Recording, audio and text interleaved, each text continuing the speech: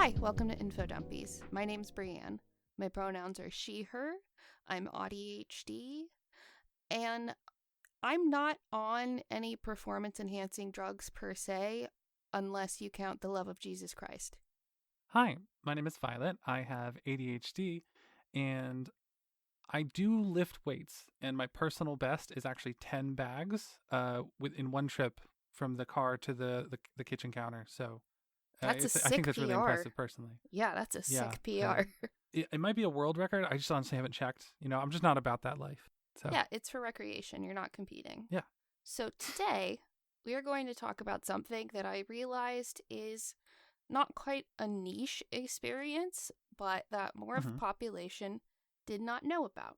We're going to talk about the power team. The power team? I know I brought it up to you.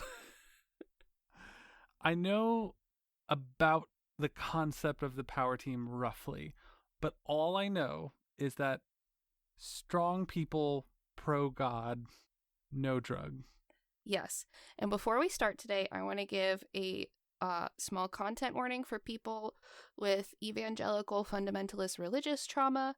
If I said the power team, if you're my age, you know who I'm talking about. And if you're not in the space to hear about fundamentalist evangelical stuff, this is not the episode for you. And also a message to any Christian listeners, none of this will be making fun of Christianity. This is making fun of the people who wrap their own white supremacist, misogynist, hateful agendas in a Jesus costume and quite literally take the Lord's name in vain and try to sell you their shitty ideas as though that is what Christianity is. I say this as someone, not to pull some of my best friends are Christian, but quite literally, I grew up in a very high control fundamentalist evangelical denomination, and my therapist is Christian, and I would not have someone, but like an actual Christian who's like, yeah, the idea is to live a life like Christ, not to say, I'm condemning you to hell because you're different than me. So a content warning for all of the former evangelicals, in case you don't want to hear about the power team. We will be talking about some stuff that might be religious trauma adjacent, and a loving note to Christian listeners that this is not going to be an I hate Christians thing. This is going to be I hate people who are taking the Lord's name in vain. If we're poking fun at anyone, we're poking fun at the people who are giving Christianity a bad name. Okay, so the power team. Anyone who is not involved in Christianity at this point is like, what the fuck is Brianne going on about? So I made a joke the other day where I did something where I lifted something really heavy, and then I just out loud said, don't do drugs, praise the Lord. James understood that I was talking about the power team, and you were like, haha, y'all's religious trauma is funny. And I was like, didn't a guy ever come to your school and rip a phone book in half and tell you not to do drugs? And you said, I'm sorry? And that inspired me to go look at the power team, because I went, oh no, is this another niche experience that I had that was a religious thing that I just assumed all kids experienced? Yeah, the closest my school ever had to something like that was one time, I believe the band Real Big Fish came to my high school and played a song, and then we left. Like, here's a little treat for you kids. Big popular band nowadays, Real Big Fish. Okay, so this was, now learning about this, I experienced this at the tail end of the power team. The power team, okay. If you were a kid in an evangelical Christian family in the 80s and the 90s, you likely had TBN, which was like was it the Baptist Network? Is that what it stood for? It was a Christian broadcasting network. And there was a weekly show aimed at kids called The Power Team. And they were a group of like former bodybuilders, football players, all professional athletes of all stripes. Some who had served in prison, who would give you harrowing tales of their redemption. They would perform essentially like old-timey strongman feats as they told kids about like the dangers of drugs, alcohol, sex, and gangs, and then told you about how Jesus gave them the strength. Not the physical strength, but the strength to overcome all of those other things. So they were huge in the late 80s and early 90s. That was like the height of their show. Yeah, they've probably gotten a bit smaller now. Like, they don't lift as much, I'm guessing. Well, we'll get to that. Oh God. Yeah, I learned some stuff. I was not really aware of them at their height. I was catching them towards the tail end of their reign. But in the late 80s and early 90s, they would release tapes. And Chris Novoselic from Nirvana would even wear a Power Team shirt during the Bleach era Nirvana live shows. They were on an episode of Walker, Texas Ranger, which I didn't realize. And that was a show that, for anyone listening, we are currently in Dallas, about to get the fuck out of here. But that was filmed here. And I went to school, I went to a snooty prep school, and a lot of my kids were like, yeah, they filmed Walker, Texas Ranger in our backyard when I was little. And, like, I knew many people who had been on Walker, Texas Ranger. So this was just very weird that, like, the Power Team was on there. I watched the clip, and it was basically the Power Team doing their thing. And it would cut to Chuck Norris nodding, like, yeah, drugs are bad, I agree. And then I looked in the audience and I'm like, is that the fucking Green Power Ranger? And then I looked in the comments and someone had timestamped it going, look, it's the Green Ranger. And I'm like, okay, cool. I'm not. Oh my God. Yeah, so that's pretty cool, I guess. But at that point, at their height, the Power Team was making $11 million a year doing their thing. What? How? What the fuck? Like, who knew the true power that Christ brings is financial stability? Yes. What? Yes. So they say they were reaching over 1 million teens a year, and one of their early crowning achievements was evangelizing at a huge show in Russia shortly after the fall of the Soviet Union, where they got to share some anti-communist info. So I watched some of that video too as part of my research. So this team is international. This is a worldwide power phenomenon. At the time, at the height of their power, they were a worldwide power phenomenon. So they're the NSYNC of Jesus lifting. Yeah, or like The Rock and John Cena. That was the energy they brought. So like Street Sharks, but people who love Jesus. Oh my God, that's a great example. Yeah. Yeah, Street Sharks for Jesus. Street Sharks for Jesus. My new band. So before they began doing a bunch of like sick, wet stunts and talking at schools and churches, the guy who started the group, John Jacobs, originally wanted to do a prison ministry. He was 6'3", a bodybuilder, muscly guy. But that didn't matter in prison ministry. Nobody really cared about that. Nobody was showing up. And during one of his prison outreach things, a sheriff took pity on the piss-poor attendants and taught him a little trick. He taught him how to break handcuffs. Oh, I see. I see where this is going. Yeah, he showed him how to take advantage of the structural weaknesses to flex and bust out of them. Once Jacobs mastered this trick and went through God knows how many sets of handcuffs, he used it in one of his prison ministry sermons. I imagine he practiced the whole lead up to this because he would talk about breaking the chains of the devil. So he'd talk about... Okay. And who most commonly puts chains on people? Yes, so he'd talk about breaking the chains of the devil, and he would call on Jesus to give him the strength to do it. And then once he had gotten enough like fervor and energy and passion, he would bust out of the handcuffs. More passion, more energy. More passion. He would bust out of the cuffs. And the crowd absolutely creamed their fucking jeans about it. They loved it.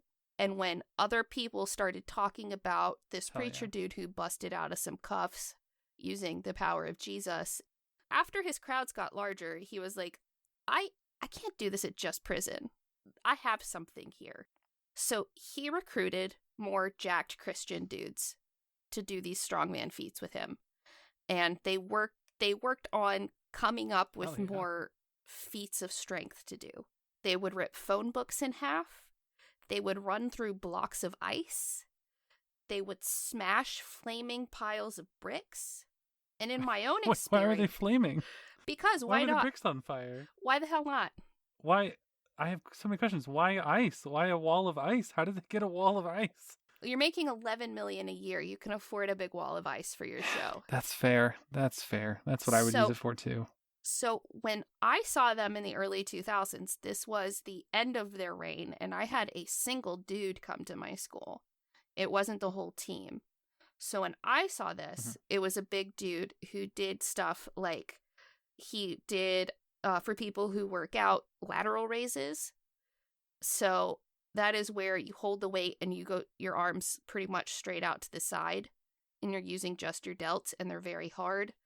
I lift a lot. And I'm using 10-pound weights for my lateral raises because they're very hard. And this guy used 2 children as his weights to do lateral raises and just had like a 10-year-old on each arm to do lateral raises when he came to my school with the power team, which was just one dude. So I don't know if my school didn't want to pay for the whole team or what, but... Power guy. Power dude. Power individual. So, yeah, he used 2 middle school kids as his weights to do that. And then he folded a frying pan up like a burrito with his hands. So, fun fact, that's actually not that hard to do. I watched a video on it, like a random dude who does not lift saying, "This is not hard to do. I'm a physics teacher. Watch this." And he just curled it up. And all the comments on the video were like, "Damn, you're so strong." Well, and this guy, he was very dramatic about it. And he was like, "I'm praying to God to help me. I can only do this with the strength of Jesus. I couldn't do this on drugs." It was all very dramatic and like, "Come on, pray with me. We'll do this. You're helping me." And it was all very showy, right? And then he also inflated one of those rubber hot water bottles with his mouth until it popped.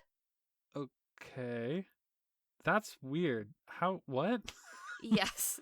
So... I actually was looking at the comments on some power team videos, and a lot of people were sharing stuff about when they would fuck up on their stunts at their school. Oh my God. And one person said, when the guy came to my school, he couldn't rip the phone book, so he asked someone to bring out scissors to get him started, and everyone still said it was God who gave him the power to rip the phone book.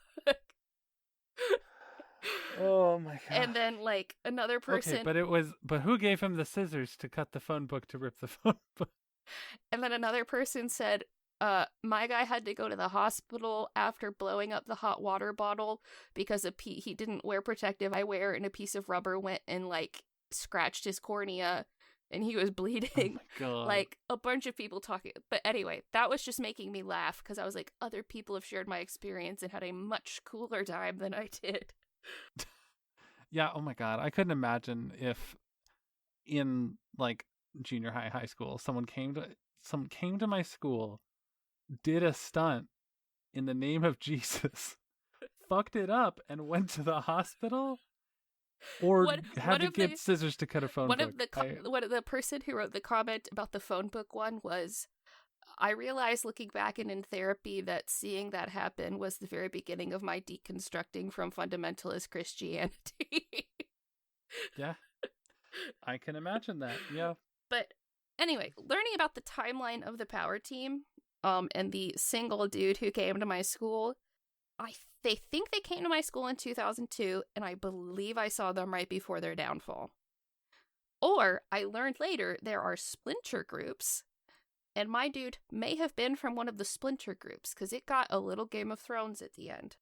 Jacobs, the guy who started the power team, said that their feats of strength were not spiritual within themselves, but they were bait to share the gospel. Okay. That's a weird thing to call the thing you do in the name of the Lord. Yes, he called it bait.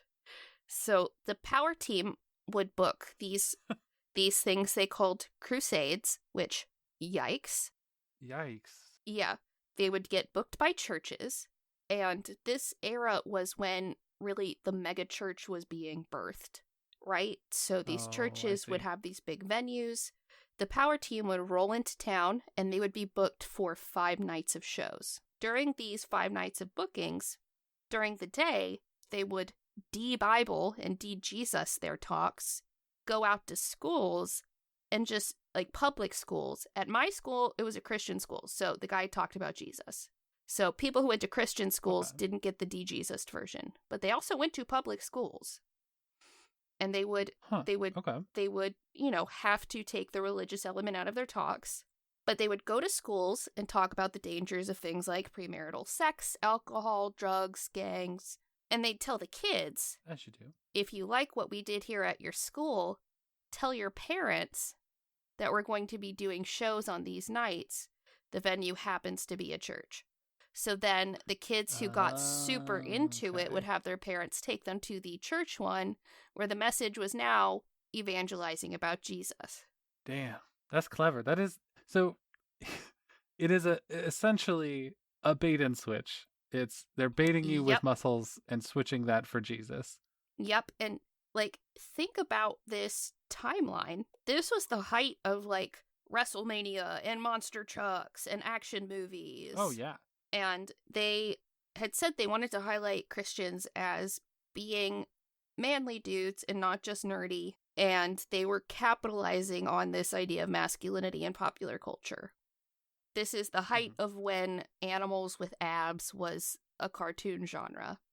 Like you're pushing back against your Ned Flanders. Yes, 100%. They wanted you to know that they didn't have to be Ned Flanders.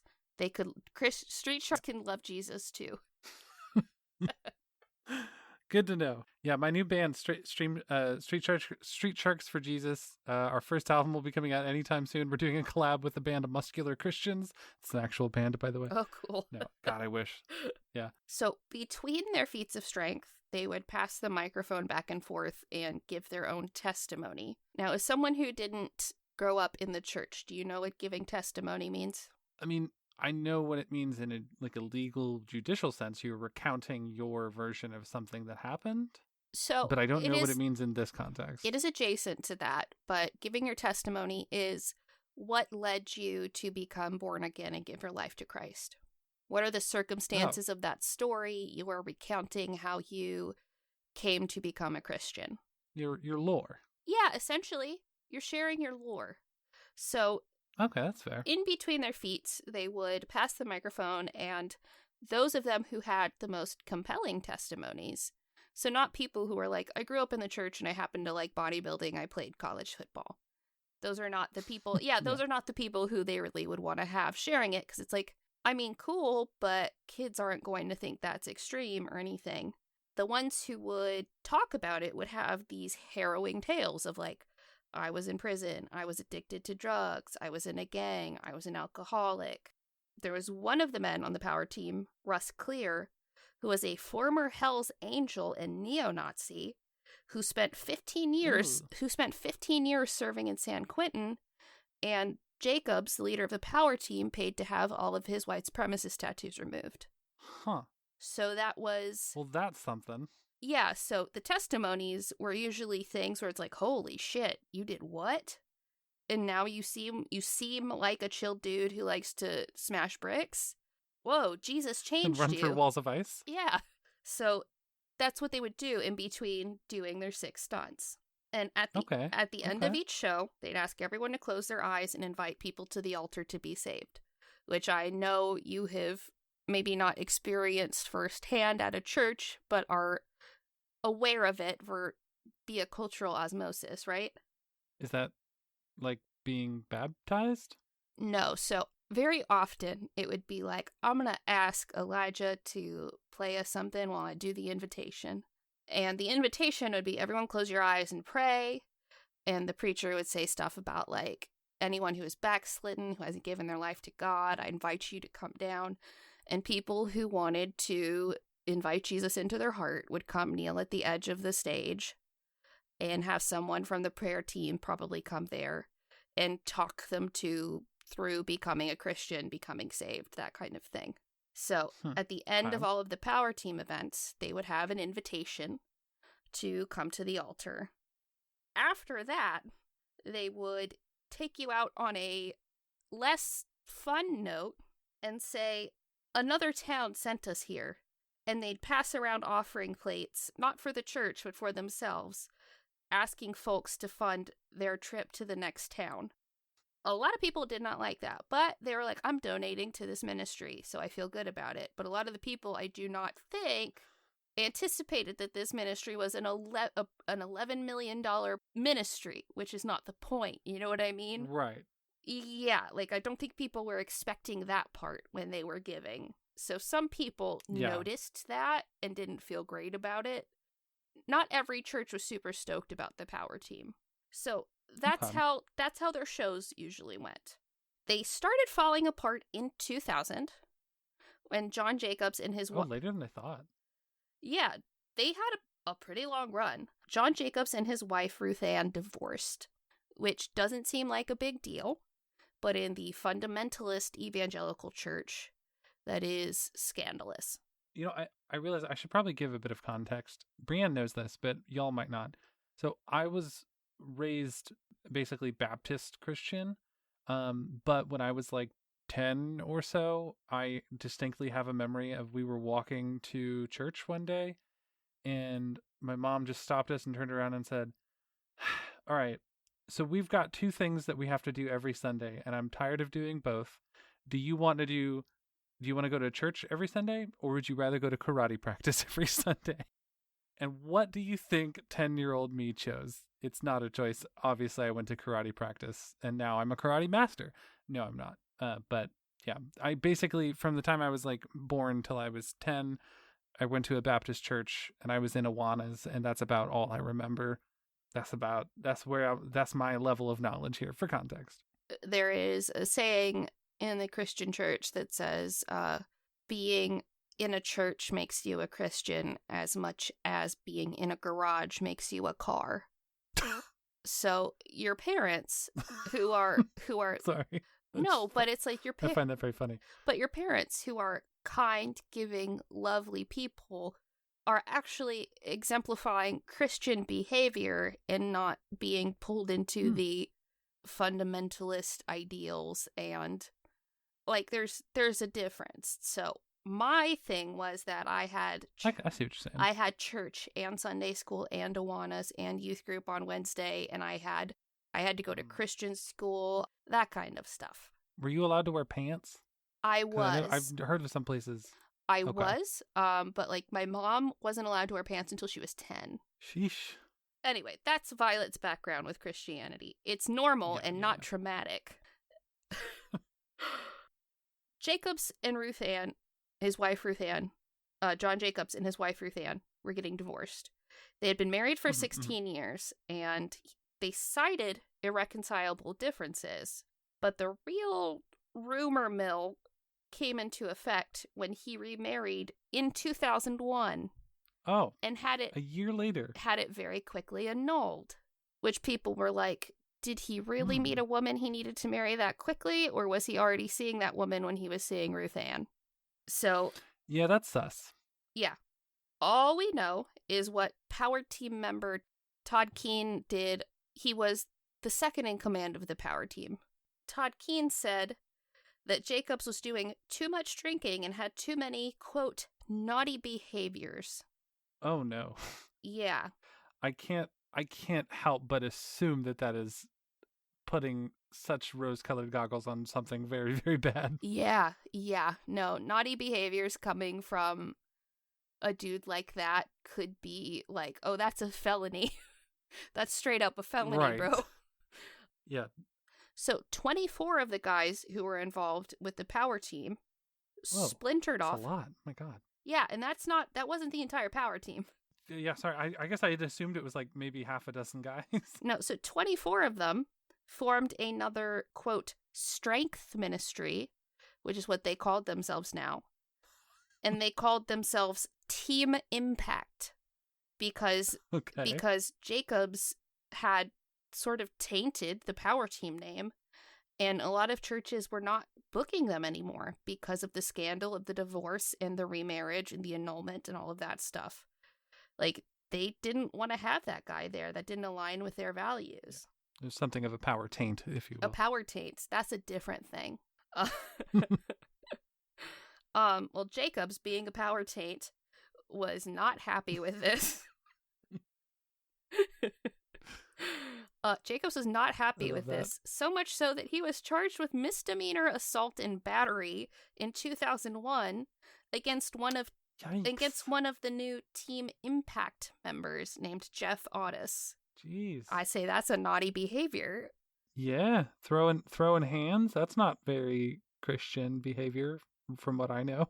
So Jacobs responded to the misdemeanor charge by calling the members of Team Impact troublemakers, disloyal, antagonizers, and womanizers.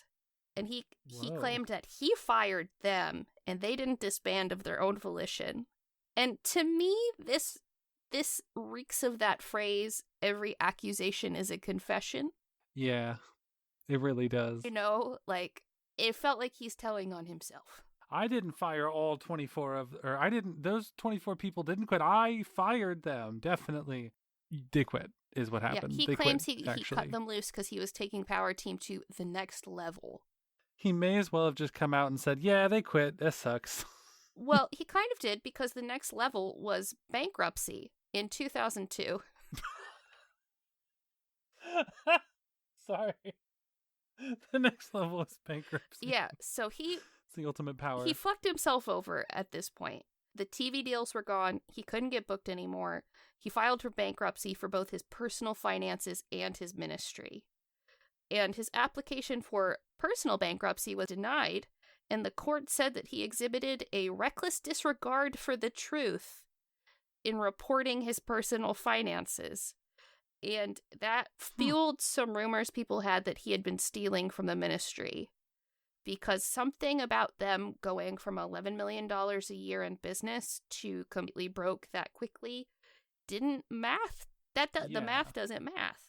Yeah, where'd that money go? So for the remaining members who hadn't left for Team Impact, they released a statement saying that they were parting ways with Jacobs shortly thereafter.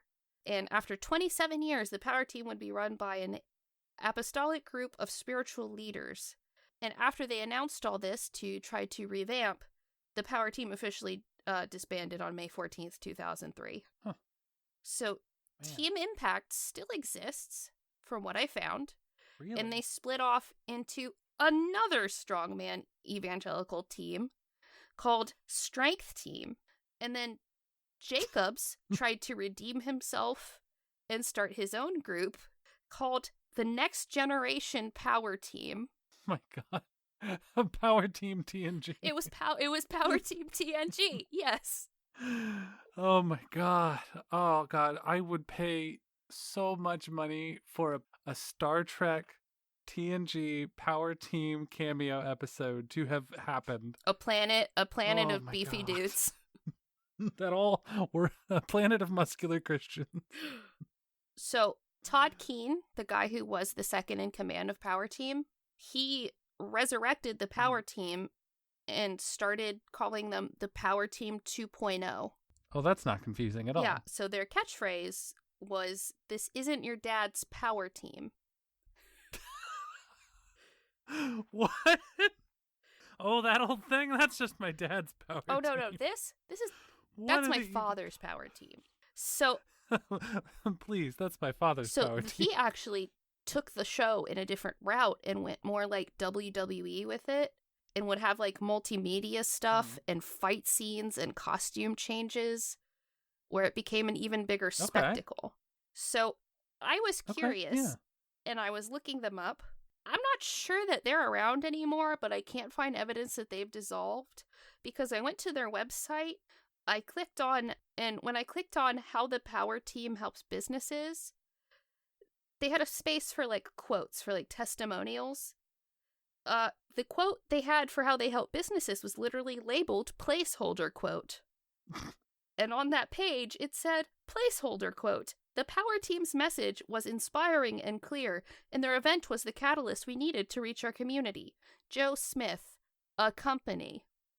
So what happened there, I'm going to guess, is that they were paying someone to make their website, and they stopped paying someone to make their website partway through. It gets more than that, because I clicked everywhere.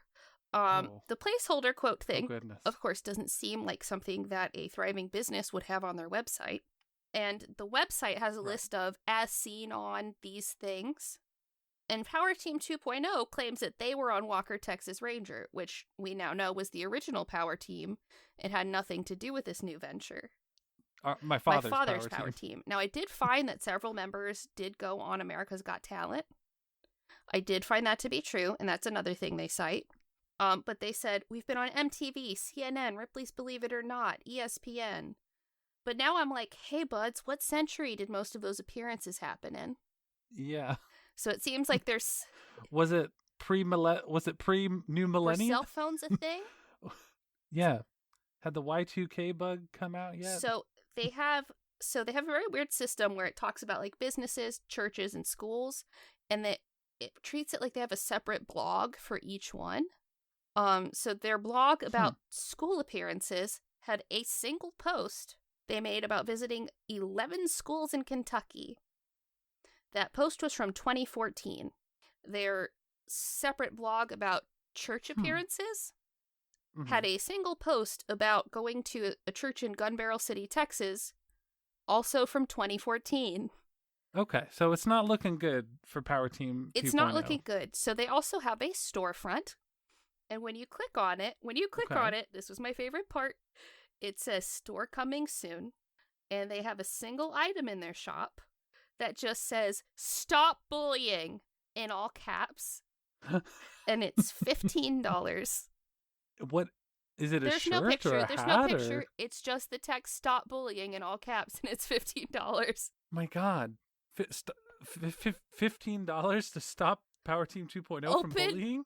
Yeah, open your storefront. You could stop bullying. I will pay $15. Cowards, open it up. But I just would like to buy whatever it is and hand it to people when they're being mean to me. And I'm like, pretty sure the Power Team says you have to stop bullying me. Sorry, that's my father's Power Team. You want to refer to Power Team 2.0. They said to stop bullying. And they mean business. So, yeah, I couldn't. According to placeholder quote. According to Joe Smith from a company. So I couldn't find any info about them officially being defunct. I couldn't find it, but they're clearly not updating their website in the last decade. So I looked at their FAQs, and every question on the FAQ is in all caps, which I enjoyed. Okay. I imagined a muscly, roided up dude screaming each one at me. There's a question that asks, will this event be worth it? And they tout that their team ranks second in salvations in the last 25 years, just behind Billy Graham Evangelistic Association, which, how exactly do you quantify that? And does that include the confused kids who don't want to be the only ones not coming to the front during the altar call? Because anyone who grew up in the evangelical church knows sometimes you got so pressured with this stuff that you just walked up there so you didn't feel like you were going to hell. So it's just interesting that they're quantifying this by salvations per capita, I guess. Wow. And they look like they still call their 5-day performance bookings crusades, which, yuck. Yuck. Historical yuck. And they say that anywhere from 1 to literally thousands of people come to know Jesus in a single crusade. 1 to thousands? It really gives me the same energy as those tampon commercials that say up to 0 leaks. Up to 0. Okay, if y'all haven't noticed that, yeah. Well, okay, listeners, if y'all haven't noticed that, in every single fucking tampon and pad commercial, it's like up to 0 leaks. And I'm like, yeah, that's the least number of leaks you could have, but it could also be 48. You've just left it open to say it could leak, but for some people it doesn't. And that's a possibility. So yeah, they said, they're basically saying one person could come to know Jesus, but thousands could. We can guarantee you at least one. There's one thing that they tout as good on their FAQ is that they are endorsed by over 100 governors, senators, and congressmen. And for one, you sure about that? 2, how could anyone verify that? Yeah, you're not saying anyone in particular. It's just over 100. Talk about a red flag for not actually practicing Christian values and practicing Christian nationalism. The fact that they are touting that people in our government like us. Because I I don't recall Jesus being... The government likes us. Hey, I recall Jesus being extremely unpopular with the government because his views were mostly antithetical to what the government wanted. So that is a giant red flag that they are literally taking the Lord's name in vain to try to make $11 million a year to me. Allegedly, whatever, but that grossed me out a bunch. Yeah, they're taking the Lord's name in vain and ripping it like so many phone books. And they also, this is another part that I was like, cool, so you really do this to help people and to, help people find community, is they say that churches see an average of 18 to 23% income growth from these crusades. Which, when Jesus says it is easier to get a camel through the eye of a needle than a rich man to go to heaven, that definitely fits with being concerned about your profit margins. Yeah, it's like they're talking about things as if like your salvation's on investment will increase. You'll have a high KPM, high salvations per investment. Your income, they're saying 18 to 23% income growth. So they're talking about this as an income generating thing, which doesn't feel great. They also get really salty and kind of bitchy. And they tout that they are the only feats of strength ministry that performs random drug tests on their members. And I do think it's interesting that they don't say what drug they test for, because I would 100% believe that they may test negative for things like coke and weed. But I do not know that they are also testing these people for things like steroids or HGH. It's very much... Why would they test for those, Brianne? Why would they test for those? Is Jesus okay with those drugs but not the others? Is this like the poop hole is the loophole for drugs, where Jesus doesn't like weed but he's okay with anabolic steroids? You see, Brianne, Jesus made anabolic steroids, and so those are okay. Weed is the devil's lettuce, so that's not okay. But yeah, that's in their FAQ. They claim to have started this ministry over 40 years ago, but given what we've talked about thus far, that math also does not math for me. Yeah, something's not adding up there. Yeah, this page hasn't been updated since 2014, and they're saying they were doing this for 40 years. That doesn't match the timeline that we've discussed, even talking about Jacob's prison ministry. That doesn't add up. That doesn't add up at all. And like, that makes me wonder if maybe the website just has like we've been practicing this since, and then like it has a formula that says date since this time, so they don't have to update the website, like time since this date. So maybe if you saw this now, website though, I do not think they would be doing anything as sophisticated as that. That is fair. Yeah, that's fair. This not quite a GeoCities looking ass thing, but it's not the most professional site. So they also claim that there are 40 plus knockoff groups. And again, I only read about 3 splinter groups. I was researching this and I could only find about 3. Mm-hmm. And I also just find it interesting that the number 40 keeps reappearing on this site. Huh, that is weird. Yeah, like it's like they said, what's a good number to say? 40. Allegedly. 40, yeah. I like 40. 40 is a good number. For legal purposes, this is a joke, but it's sus to me. They even get extra bitchy and call the other groups superfluous and only in it for the money. And that's a couple lines after saying that we will increase your ROI at your church by 28%. Yes. So that is everything I learned about the power team, all because I realized you didn't understand that joke I made at one point, and I went, oh, is this a thing? Is this a thing that all kids got to do? What are they up to now? And it looks like the answer is not a lot. It feels like something that someone made up for a movie about Christian fundamentalism, like a "but I'm a cheerleader" kind of thing. Apparently, the show, The Righteous Gemstones, I only watched season 1. I would like to watch more, but it is basically about megachurch pastors, and it's very funny, and I think you would like it.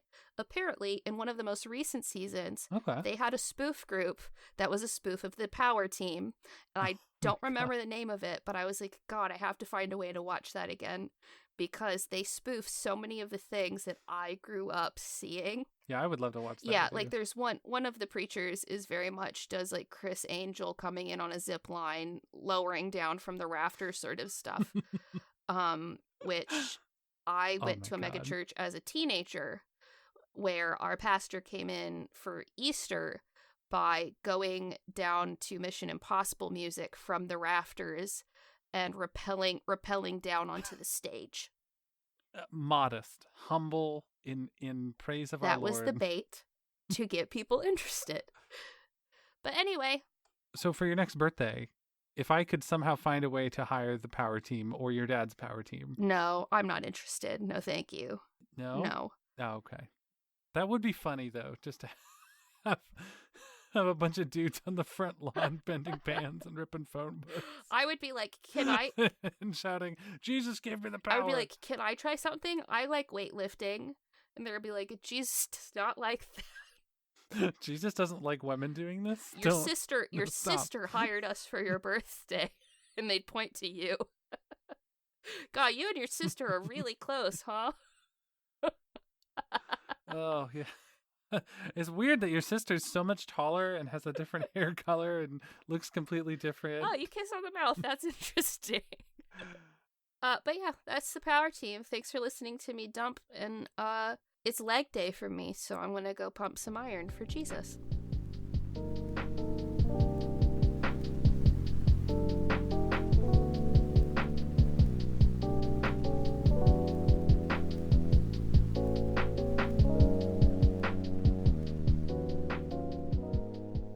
You've reached the housekeeping section, and it might be the housekeeping section of today's Lucky Winner, and it might be the housekeeping section of Infodumpies, because I am recording a housekeeping section far in advance because we are going to be moving, and I want to be able to have all of these episodes still coming out while we're moving, but I also do need to pack up things in my recording center station in my room, and I don't want to record bad audio for y'all, so this housekeeping section is going to be the same for probably a couple of months.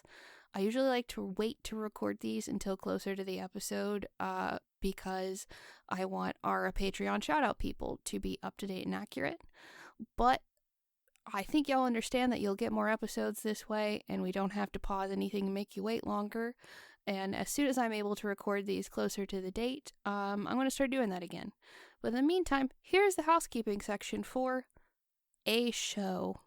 So if you like the episode of whatever show you're listening to at the moment, check out the episode details to find everyone's social media handles. You can find Mixnomer on Instagram at the handle Mixnomer Productions. If you're listening to today's Lucky Winner, all of the cast have their social media handles in the episode details, so you can see what we're doing on the interwebs. And if you want to support us, the best way you can do that is by sharing about the show. We don't pay for ads, and we don't take paid ads. So you sharing the show is the way we grow. Like, word of mouth is the way we grow any of our shows. So if you want to tell someone in your Discord server, in your subreddit, in the grocery store, I don't know, anywhere, you tell someone about it. It helps us out a lot. If you are in a place to help us monetarily, you can find a link to our Patreon for Mixnomer in the show details. So when you become a Patreon subscriber, you are subscribing to get content for any and all shows we make in perpetuity, and you get to support everything we do. It gets split among our cast members because we do profit sharing, and we try to make sure that everyone essentially gets the same hourly rate for their work. So when you become a Patreon supporter, starting at the $1 level, you can get access to our Discord server, where we do things like streams where we play Jackbox games, streams where you watch me and Violet play a video game together. I do body doubling. I started doing like a little Stitch and Bitch hour where we do different fiber arts and we just chat. It's like a virtual knitting circle. It's very fun. But when you do that, it's just at the $1 level. You get access to all of that. And then at higher levels, you get access to things like music from today's Lucky Winner and live recordings of our Today's Lucky Winner episodes and all of the notes from me and Violet and our guests that they make for Infodumpies episodes that have a bunch of links so you can go learn more about a subject that you heard on an episode of Infodumpies. There's lots of cool stuff, and when you support us on Patreon at certain levels, you can also get a cool shout out, like our friends Randy Lovings, Rachel Rachelson, Sewing Seraph, B. Trossler, Smriti Singh, Helen Clifford, M. Mosen, Lucy, and Nicole Valdivieso. And if you haven't yet, it would be really helpful for us if you left a rating and a nice review to let people know that you liked our shows. It helps us get higher in recommendations and on different charts and get recommended to more people. Subscribing also does that, and it costs you nothing, and that helps us out a lot. So if you would like to support us in another way, that's another way you can help us out. But yeah, hopefully I will be having my recording set up at our new house when we get moved to, we're moving from Texas to Minneapolis, so that's going to be a big change. But once we get settled in Minneapolis and I have my recording station set up, these housekeeping sections will be bespoke per episode of show again, I promise. I feel bad cutting corners, and I feel bad that there's some people who might join our Patreon between now and then who might not get their shout out immediately, but again, I would rather get you shows in a timely manner than worry about that too much. I'm trying to not let my perfectionism take over. But that's all I got for you, little buddies. God, if you listen to Infodumpies and you don't listen to Today's Lucky Winner, calling you little buddies sounds condescending. But I promise it's not. But that's all I got for you now, little buddies. Until next time, try not to die. And if you're an Infodumpies listener and you don't listen to Today's Lucky Winner, my ending is... That's my ending. Okay, sorry.